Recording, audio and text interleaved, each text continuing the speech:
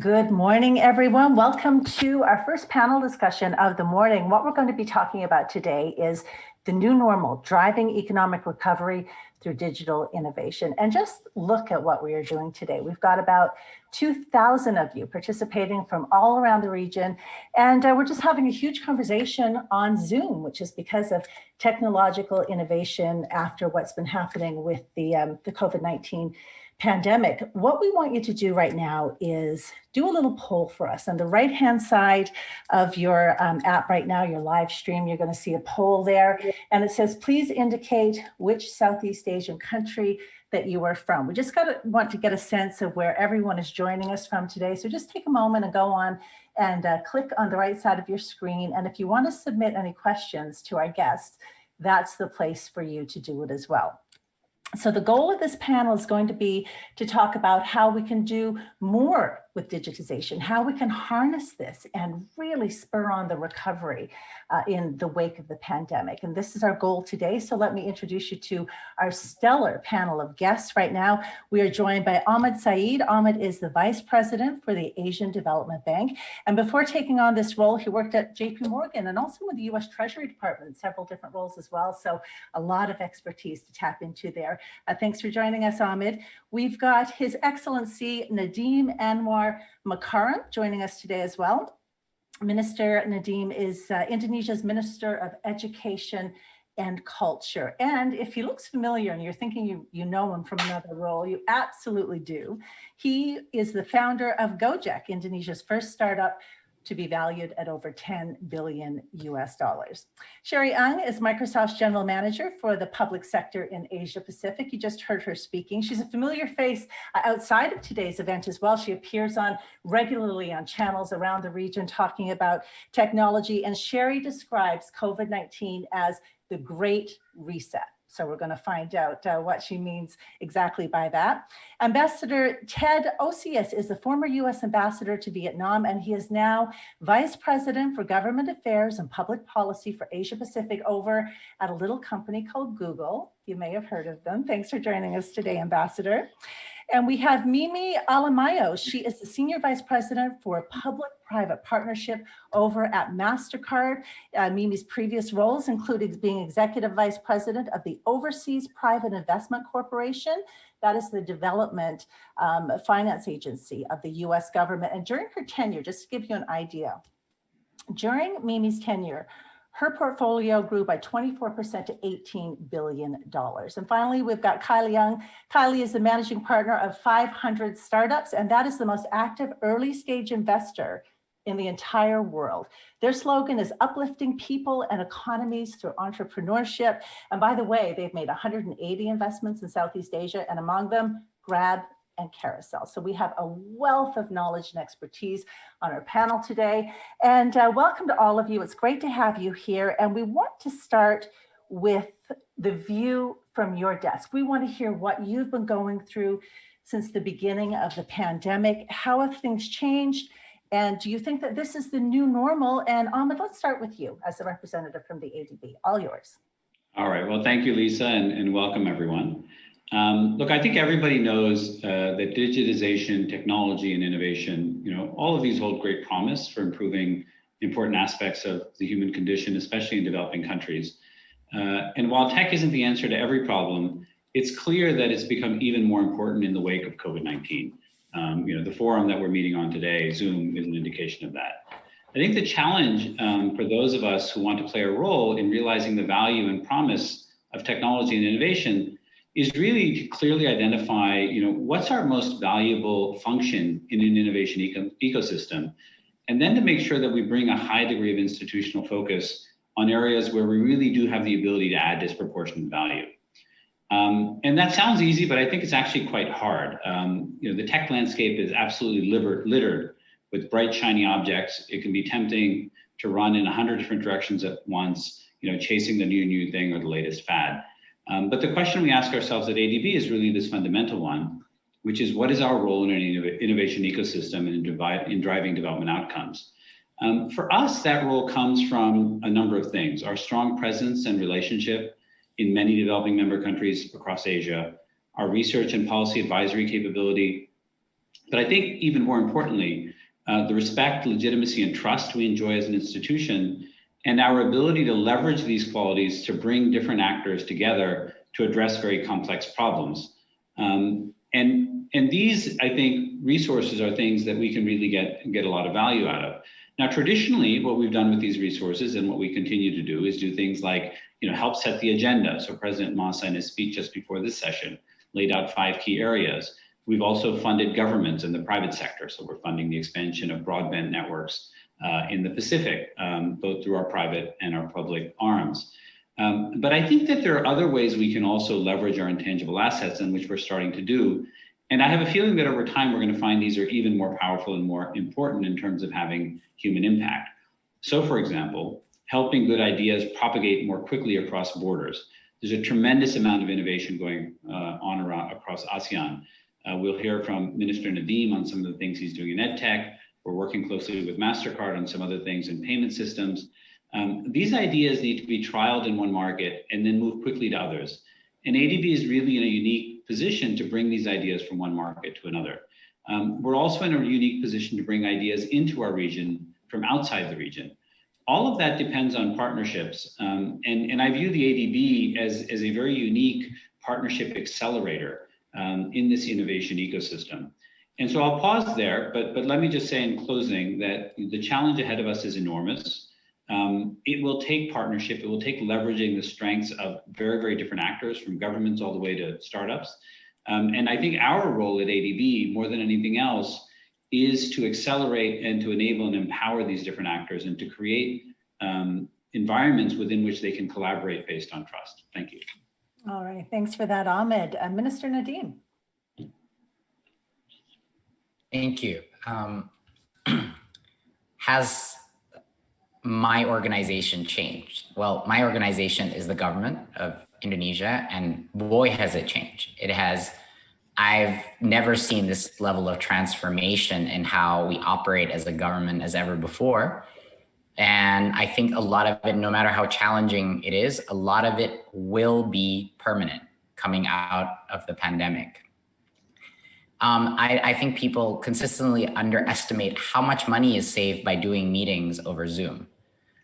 This is I know it seems like a small point, but I can assure you the amount what we were able to reallocate out of our ministry budget and other ministries as soon as none of our conferences, meetings were held through travel, hotels, etc. Of course, there's a net negative for the business ecosystem, but the sheer amount of efficiency that you can get from a monetary perspective is more than significant. Yeah. So, I mean, someone should actually do a study of this. I don't know, but we're talking like 20-30% savings in national budgets just dedicated on this. So you want immediate tangible impact, like what Ahmed was saying. Just think about how much money governments and companies can save just by doing things that traditionally were done offline.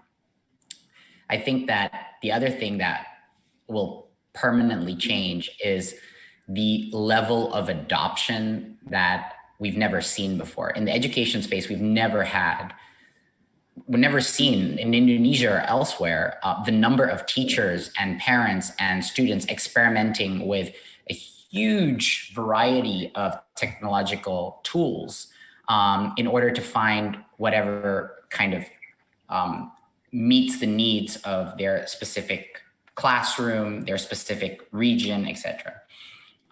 We've never seen this happen before. A lot of people are struggling. It takes years to adapt to a new form of learning, but most people have to do it within a few months. So yes, there was definitely a net negative quality of learning outcomes in the short term. But what is going to happen, I believe, is a renaissance of educational technological tools to enhance teaching. And everyone's so predominantly focused on online learning, but I disagree that will be the bulk of the innovation. Remote learning is not an ideal scenario for early and generally education. Even college kids are struggling, really. If you ask any of the MOOC operators, it's super hard getting a completion rate without some facilitator running after the student, making sure that they complete the programs. So the innovation, I think what will happen is the fact that now the educational system has gone online. And because of that, the private sector, the government sector will now have an incredibly large petri dish to experiment and A/B test all kinds of technological interventions. In the ministry, we are now experimenting with an online kind of financial system for schools to do online purchases, et cetera, having their own e-commerce. We're going to experiment with that kind of a platform. We're going to experiment with self-learning modules for teachers. We're going to experiment with online curriculum that can be modularized to the extent that kids can finally teach at the right level, teachers can teach at the right level and not be stuck to a fourth grader should be at this reading level, math level, when they should be actually doing whatever their level of competency is at that moment in that region with that, in that subject. So a lot of unbundling can be done with technology. And I believe the future will be innovating face-to-face learning and hybrid models as opposed to kind of just disrupting the concept of schools, which I have come to terms with. It's very hard to disrupt the face-to-face need of children to interact with other students and with teachers. And you have 3 small kids at home as well. So you're absolutely speaking from experience on this. And I love the word renaissance too. Okay, Sherie, tell us how things have changed over at Microsoft since the beginning of the pandemic. Well, I guess one of the biggest things that we've seen a big change is given Microsoft enabled digital platforms, we've seen a huge change in the mindset for adoption. All organizations, like I said, small or large, are rushing into embracing digital platform for pure business, continuity and operational continuity. One of the biggest things that I've seen change is the mindset. In the past, if you talk about getting 3 million students online, Minister Nadiem talks about this on remote learning, you will see a project plan that says, let's get the technology, the training enablement will take you at least 18 months. But in a COVID environment, we see things turn around in days. Literally 6 days, we got 3.5 million students in Korea, for example, onto online training. And absolutely agree with Nadiem, it's not the most optimum learning environment, but it is what is in need in this COVID environment. And then, a next phase of what we've been really, really busy with is about helping organizations to reimagine. And to Nadiem's point, how do you build a hybrid environment where you can optimize learning, not just for people with access to technology, but also think about the ones who are underserved by technology infrastructure, gaps today. And more importantly, we've been super busy, hyper productive, I think, to help organizations reimagine, because there is a new consumer landscape out there. There is also, digital has also provided us with all the imaginations to do things very differently. So there. Thanks, Sherie. It is a new digital landscape out there. Ambassador, tell us what you're seeing over at Google, because your traffic must have absolutely exploded when all of this started several months ago. Thank you, Lisa. Yeah, I mean, in 30 years of diplomacy, most of them spent in Asia, I've never seen a crisis challenge the region quite like this. I think previous speakers have put it really well. It's challenging us in terms of the breadth, the depth, the transformative power of what's happening. It's changing the way that we live and the way that we work. And I think it's really great that you have a mixture of public and private sector participants in this, because this is really calling on all of us to stand up and take responsibility for our part and help Asia rebuild. Just by 2023, we'll have another billion users ready to come online. So I think we've got to bring private and public sector together to work towards common goals.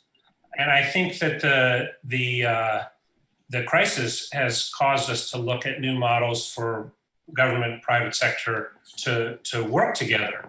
And that won't just shape our response to COVID. I think it will also shape the way we work together going forward in the long term. And I think there are 4 pieces to this. One is, how do we build the physical infrastructure that democratizes technology, We've had a lot of discussions with Indonesia about that. How do we build the digital infrastructure that fosters innovation? Gojek is a great example, but also some of the platforms that we use. How do we build the talent infrastructure? How do you create the skill programs that Minister Nadiem talked about so that young people and people mid-career can build their skills, can get computer science training, and can find pathways to jobs? And then finally, how do you build the policy infrastructure that creates an environment where regulation helps and doesn't hinder tech-powered growth? I think those are all big challenges, but I think we'll do a lot better if we work on them together, private sector and government. Then we can find ways to keep moving forward. Yeah, absolutely. Mimi, jump in here now and tell us a little bit about what you've been seeing from your desk over at Mastercard. Sure. I started this role at Mastercard from the basement of my house on September 1st. So that's new, as many of us are privileged enough to work from our homes.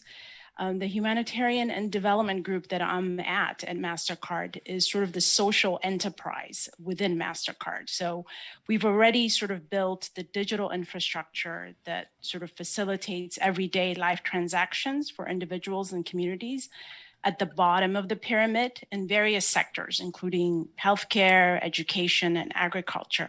I think what has really changed is COVID-19 has absolutely accelerated the shift from cash to digital payments in many, many markets. And Minister Nadiem talked about this as well, that COVID-19 has also accelerated the need for governments, the private sector, NGOs, and multilaterals like ADB as well, into implementing digital programs. And we're currently working with so many governments in helping them sort of digitize and deliver more efficiently, vital services for millions of people around the world. And I think Ahmed said this very well, we can't do this alone. So what we're actually seeing in this COVID-19 scenario is we're actually forging new partnerships. And we've just announced one with Asian Development Bank alongside our partners, where we're working to digitize supply chains for wholesalers and retailers in Indonesia. And we've noticed that the impact of COVID-19 has had on global sort of supply chains. And we hope to replicate those programs around the world. I'll stop there. All right, thank you so much for that. Mimi, Khailee, we want you to jump in here and tell us what it's looked like from your perspective when you're investing in all these startups. What's been going on since the pandemic? Okay, I'm gonna do something completely unscripted, spontaneous, and crazy. Okay, I'm gonna switch off this virtual background first. Okay, I'm gonna switch this off. I'm gonna show you a view from my desk. I'm gonna show everyone a view from my desk, right? And why it's so important what I'm trying to say. Okay, so check this out, right? So here is like the city skyline of Kuala Lumpur, right? Now, I've not been back home very much for the past 4 years because I've been living in Jakarta and traveling a whole lot, right? So it's good to spend time with family and stuff. But in the midst of COVID, my wife and I, after work, right, God knows when that ends, but we look outside this exact view that I just showed you. And we're seeing the city skyline in empty buildings. But my wife built her career in social work, especially for food programs, for homelessness as well. And she knew that the lockdowns that were happening across different countries disrupted the fundamental networks that fed homeless and fed like the ultra poor. So every day that we did not rewire that system, somebody does not eat. So personally, it affected us on a very human level because, in the day I'm like, oh, my startup can't raise another $5 million Series A. I'm like, okay, great. Let's get through this. You still have money in the bank, but at night, like we're just staring out a window and people can't eat. So of course, like we use like our networks, right? We call the startups up. Hey, could you like get some of your on-demand workers to do this, route that? Yeah, try to take this route. We got food from one startup, routed it with delivery from another startup, and we made sure we got as many families fed as we could. And it's crazy, like you see the WhatsApp pictures we get in return. Some of the families, like 9 days, they haven't ate when they received the food. They were on the ground crying and thanking God. So I will say that the biggest change we've had in our organization, and myself, as for my leadership, like with the rest of my managing partners at different parts of the world, is that we had one of our colleagues had her family member die because of COVID. We had a lot of personal awakenings about the human experience and how that interweaves with our work. We say we have to do something. So if anything, it is accelerated the urgency and the mission-driven motivations, right, that we've had. And we've always had this from the seeds of our founding back in San Francisco 10 years ago. And we use that fuel. We don't want to put these emotions in a little box and just ignore it. You know, we want to own these emotions, say, hey, this is fueling us to do something. And we look what's in our hands. We've got 2,400 startups, 76 countries, 20 unicorns now. What can we do together to move fast and do something new? Right? So that is the biggest change. And again, I want every time you stare out your window, let's just not look at one aspect of society. Let's look at all aspects and let's own these emotions. Let's feel it. Let's do something. You, sir, are a class act. Absolutely. That's wonderful. And I love the fact that you're digging down into the numbers and making it human and reminding us of what people are going through out there. Let's talk about the poverty. Let's push the discussion into that direction.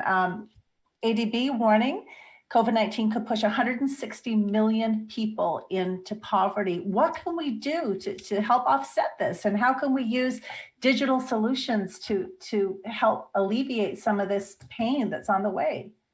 Who wants to take this one? Ahmed, would you like to jump in on this? Sure. So first of all, thank you, everybody, because I think that was a really interesting and broad range of perspectives.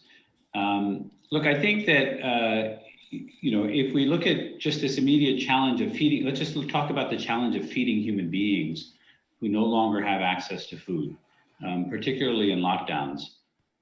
I think there is sort of the immediate challenge of how do you address the situation as it exists today. And there, as Khailee mentioned, it's really about, people recognizing the severity of the moment and the need and using every tool that's available today.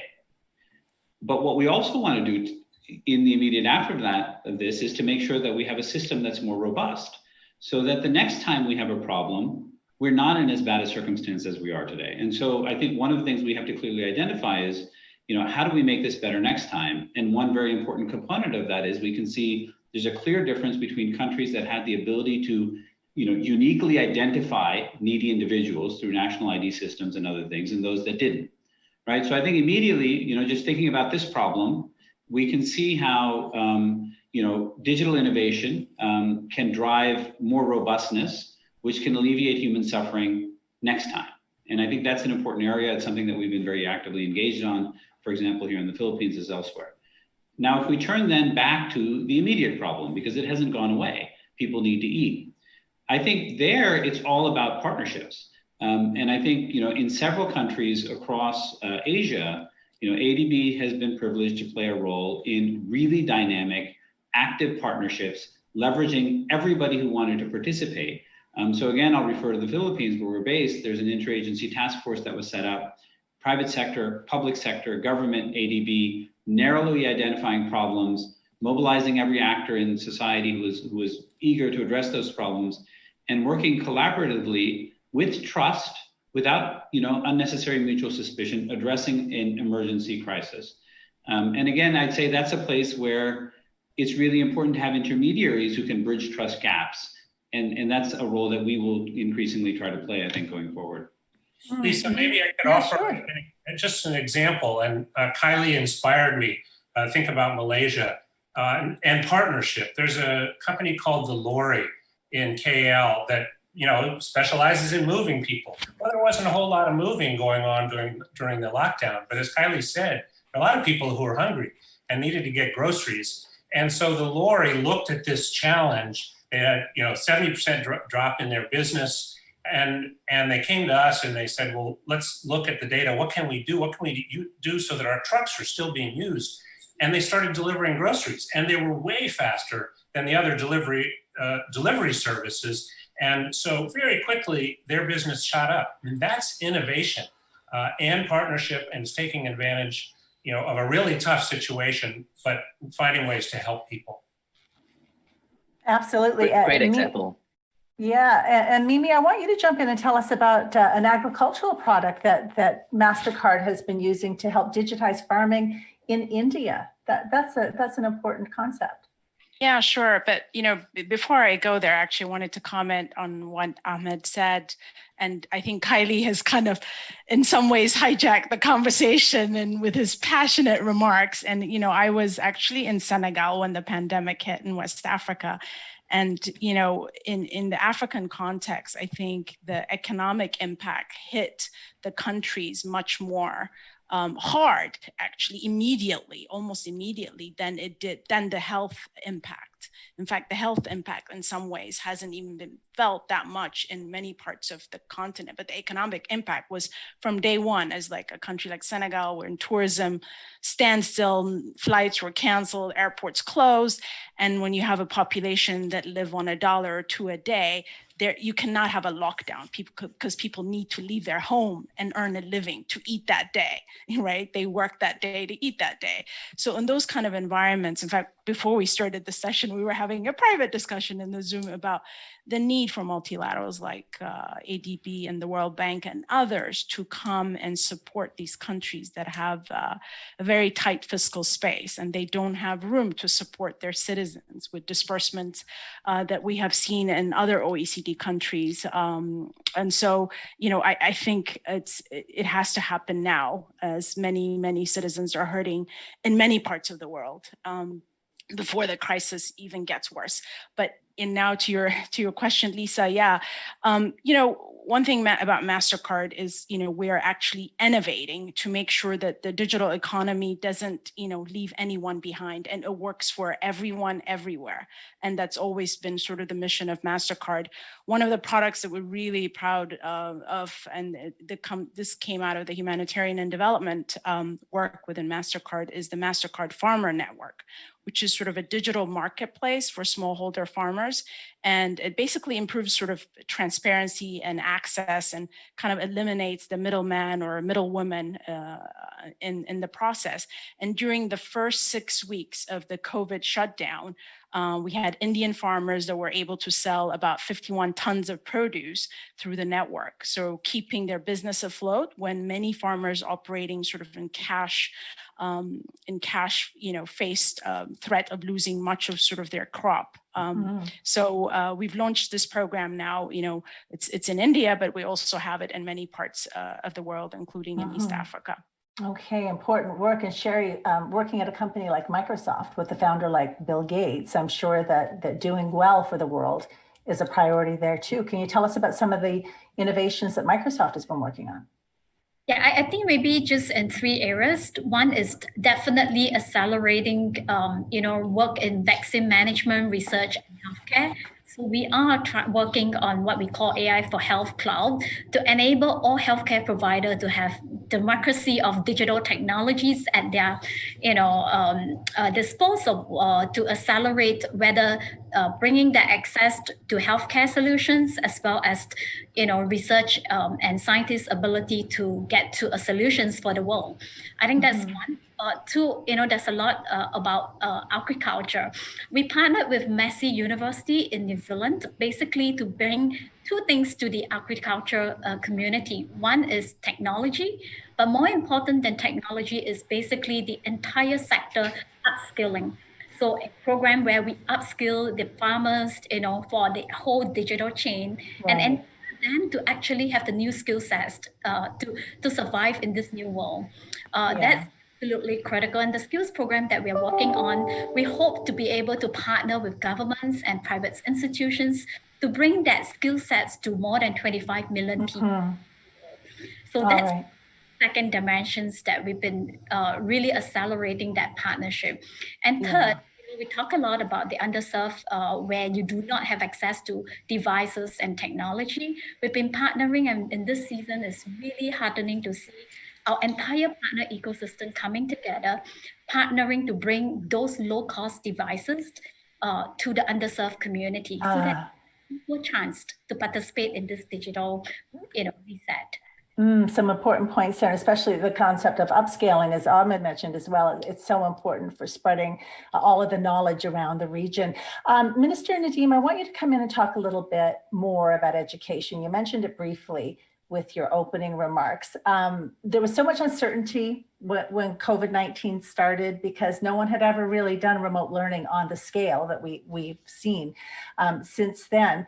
What are the barriers for remote learning? Talk to us a little bit about that, and how are we going to overcome this for Southeast Asia? The first barrier to, I think, remote learning is for the very unfortunate pockets of Indonesia that do not have access or reliable access to internet. And when we talk about internet, I'm not even talking about broadband. I'm just talking about like reliable BTS tower, mobile data. But having said that, that's still a small proportion of the population. So you'd be very surprised how much cell phone data coverage there is around the world, not just in Indonesia. And, we had to somehow figure out, what were the biggest complaints about online learning.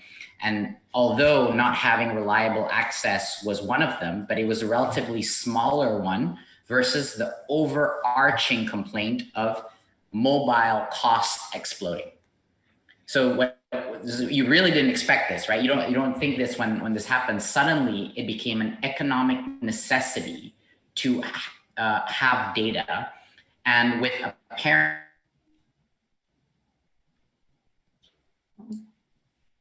Okay, we've got a little bit of a lag going on there with the minister's video, but he also mentioned that he was giving away a lot of data as well. Oh yeah, talk about the importance of data. Perfect timing. Sorry, Minister.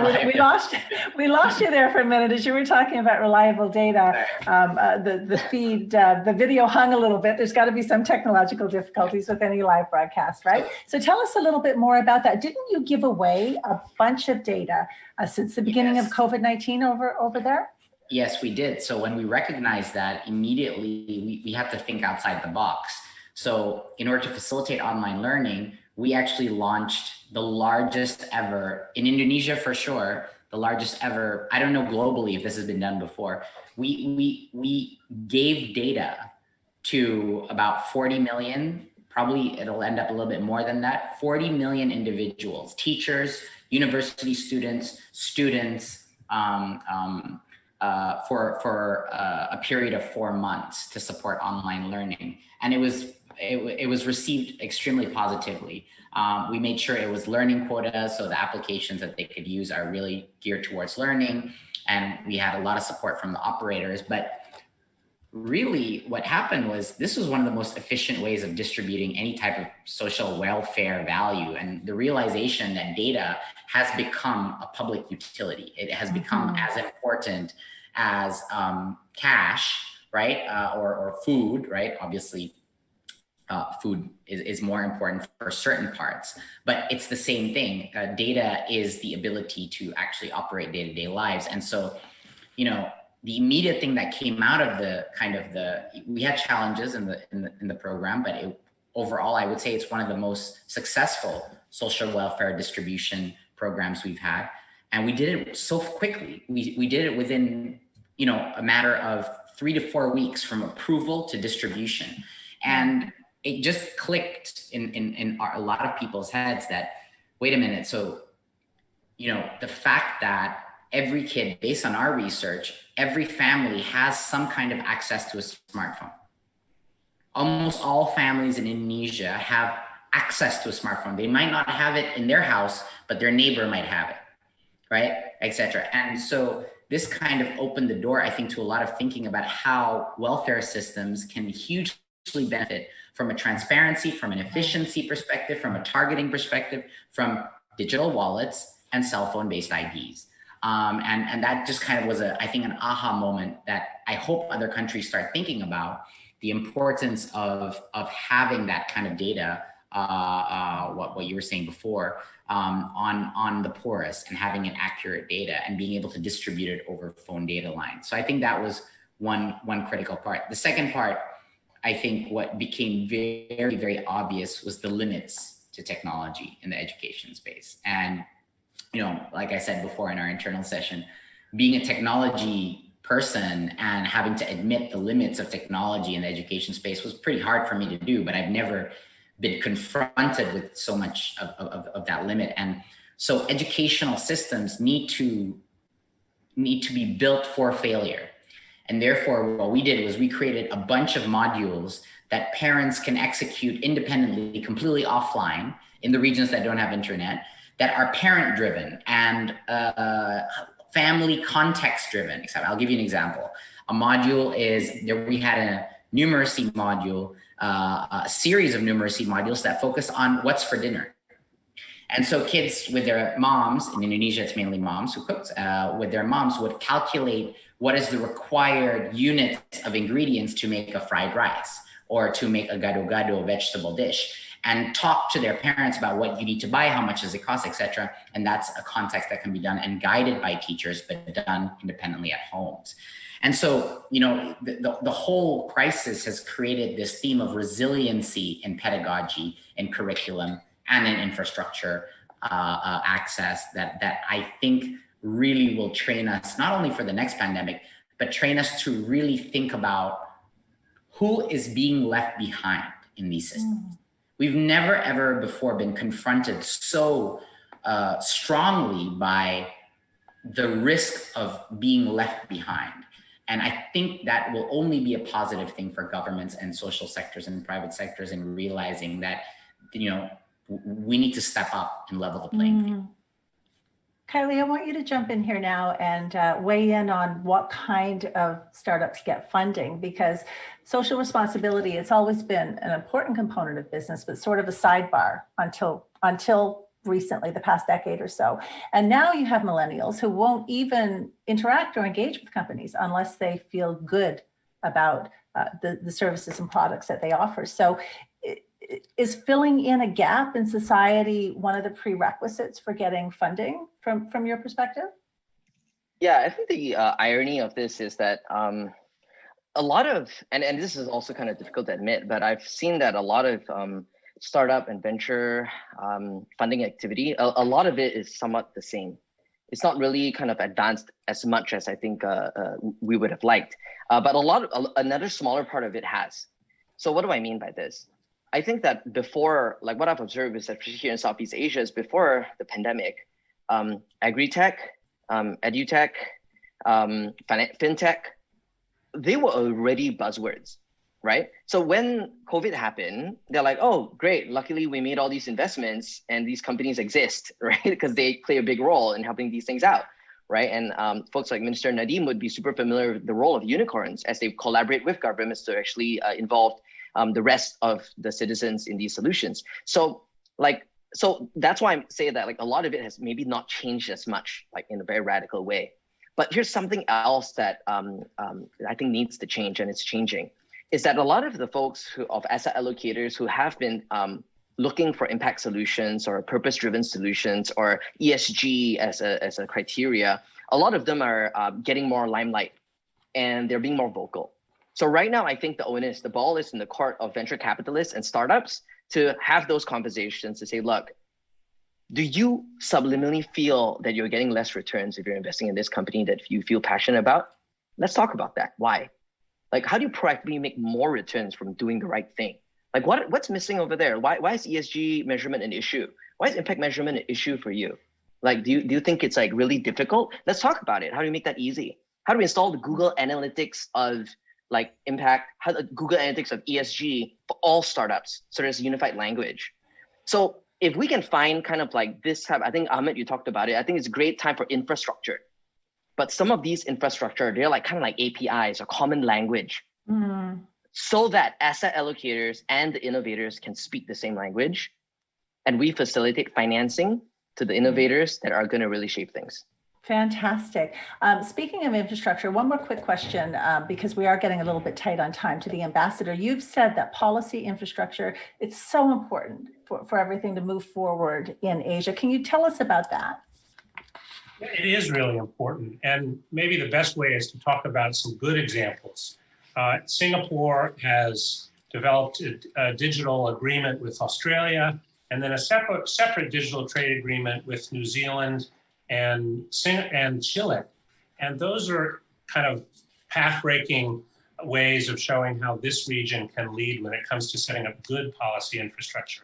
They're setting out norms that could become international norms for how digital trade works, what the rules are, and with a bottom line objective of harnessing technology to create jobs and to improve living standards and to help pull people out of poverty. We were talking earlier about poverty. Digital integration could add $1 trillion to the GDP of this region by 2025. But that means getting the infrastructure right. That means you need policies that keep the internet open, that don't hold back economic growth, that allow people to have access to tools that will help them do their work, become educated, share their voice, make a living, find a home, all the things that these tools can do if we don't get in the way.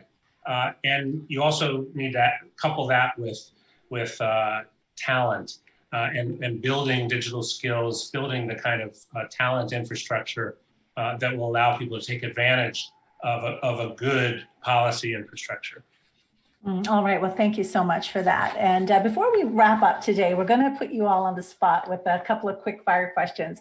And I'd like you each to answer in 10 seconds or less if you can. Ahmed, we'll start with you. First question is, with all of the technology that's out there, all of the artificial intelligence, do you think that AI will ever replace human beings? No, of course not. Absolutely not. Okay. Minister Nadiem, what are your thoughts? It will not replace human beings. It will replace some tasks that human beings do. Okay. Sherie? I think there's going to be a place for machine and definitely a bigger role for human minds. Okay, Ambassador. Well, earlier, Minister Nadiem talked about technology as an enhancer, not a substitute. I really like that. You can't replace love, compassion, collaboration, talent with a machine. You can enhance the ability to communicate, or you can enhance talent with a machine, never replace it. All right, agree. Mimi? I would agree absolutely with Minister Nadiem. It replaces tasks, but not humans. And Khailee? Yeah, it's not going to replace humans, but definitely it's going to, I hope, to free up human time to be more of who we are meant to be. Yeah, to do more of the important stuff, like spend time with our kids and our families and everything.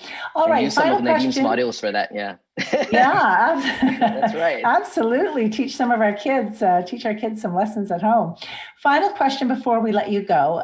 Every member of our audience is watching us today. Clearly, they're concerned about doing their part to drive the economic recovery. What's your single best piece of advice on how they can use technology to move things forward? And we'll start with you, Ahmed. That's a hard question. I think it really depends. It depends on the specific individual. It depends on the resources they have and the role they're trying to play. But for any particular person, I think a necessary first step that's within their control is literacy and familiarity. And so the one thing I think everybody can do is make themselves familiar and knowledgeable about the resources and tools that they have at their disposal in their particular circumstances, which will differ. And I think everything that helps begins from there. All right, Minister Nadiem. I think I'd like to address the kind of the more, not less the opportunity and more about the threat also. I'd like to show the negative side because there's just so much information out there. So much information, a lot of it is incorrect, some of it is correct, but there's a huge amount of fear that is going around. There's a surplus of fear. And so I'd like to point out how to use technology safely is first you have to manage your own fear and your own way of processing information to be an effective contributor and help people around you.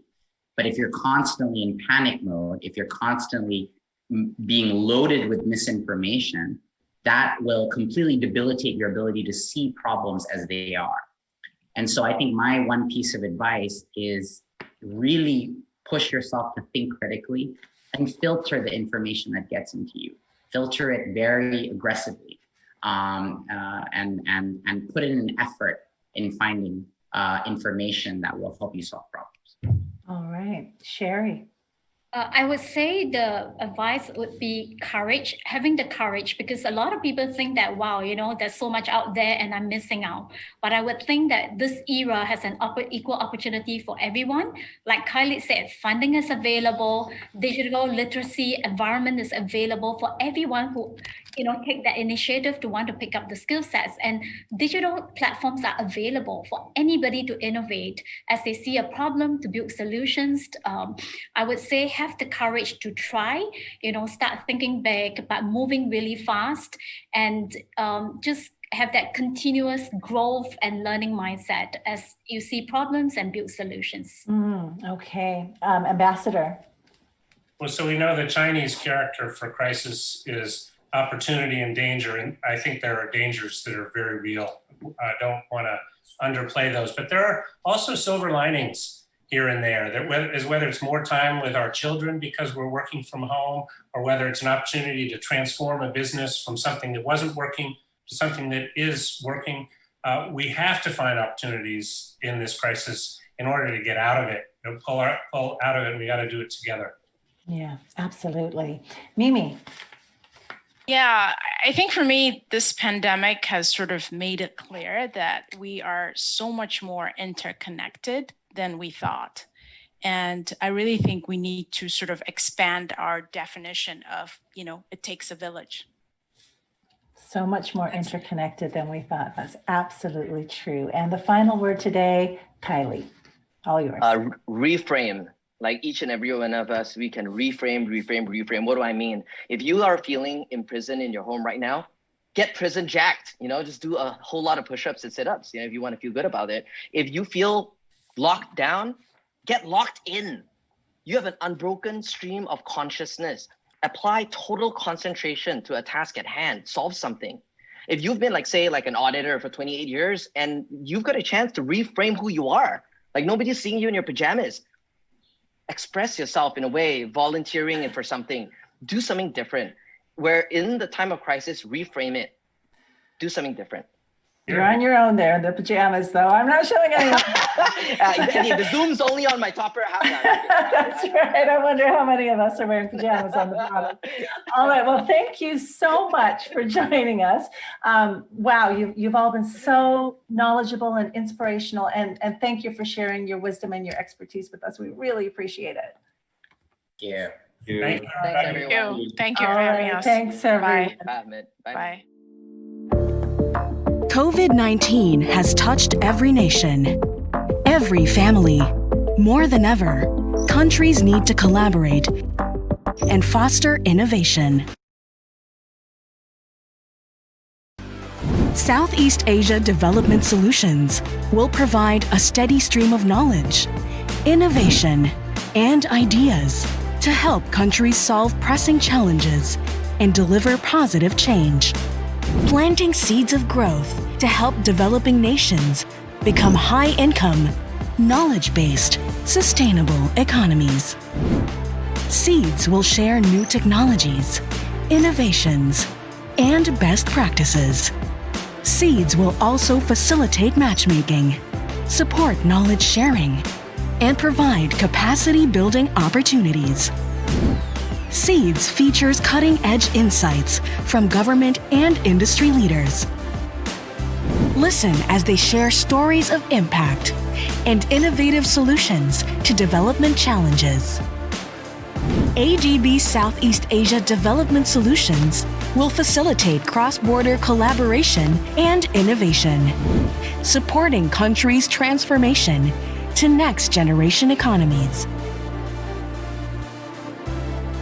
Join us in planting seeds of growth for the future of the region.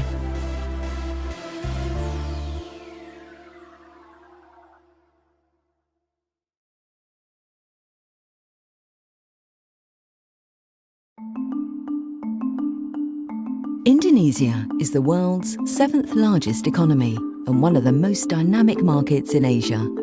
Its GDP has grown by 5% a year on average over the past 2 decades.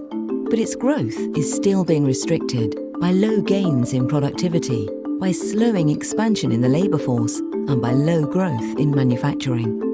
The key to overcoming these constraints is technology.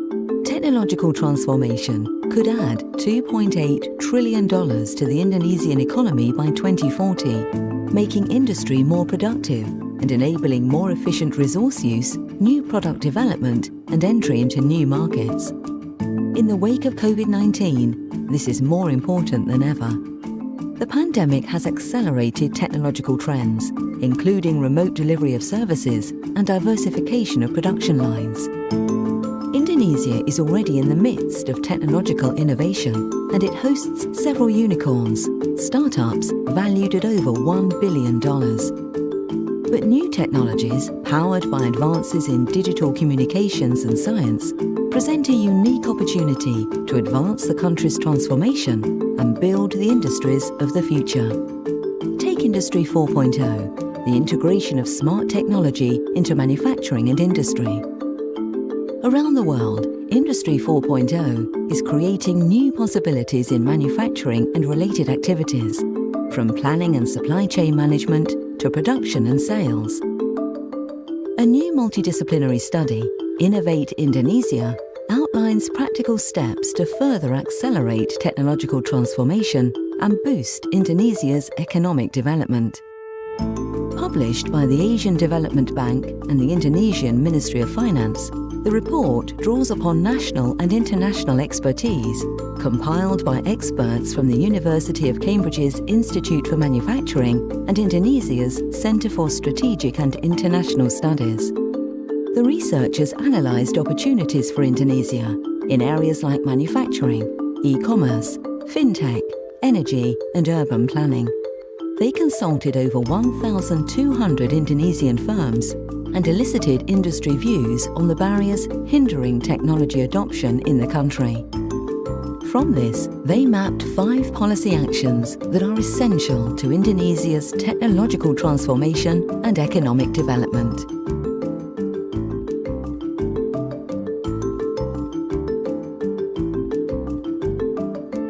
Learn more in the full report.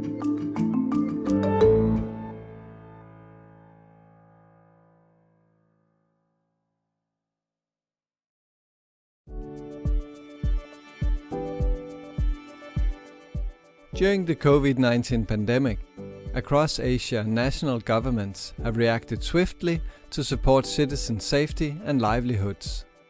Local governments and utility companies have developed new approaches to cope with emergency situations. In Makassar, a quick local response involving the use of protective equipment and disinfection reduced the spread of the disease.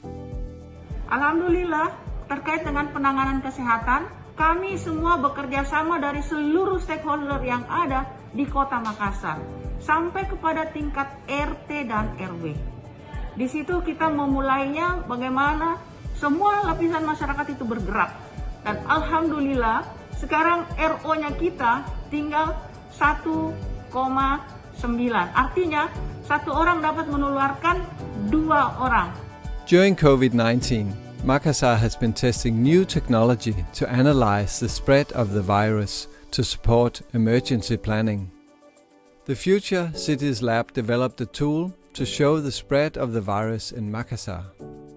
Data collected from mobile emergency units were plotted on a digital map to identify pandemic hotspots. Pandemic hotspots coincided with high population density.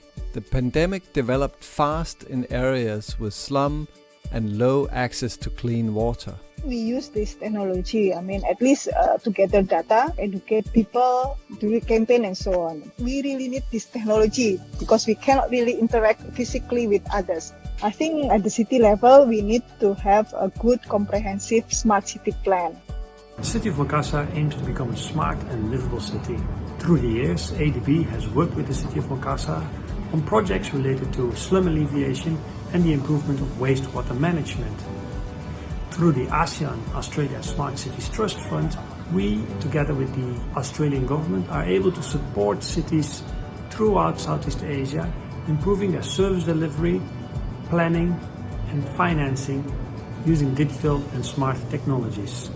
Activities of the Trust Fund may focus on how cities can better engage with citizens and private sector and how to improve inclusion and accountability.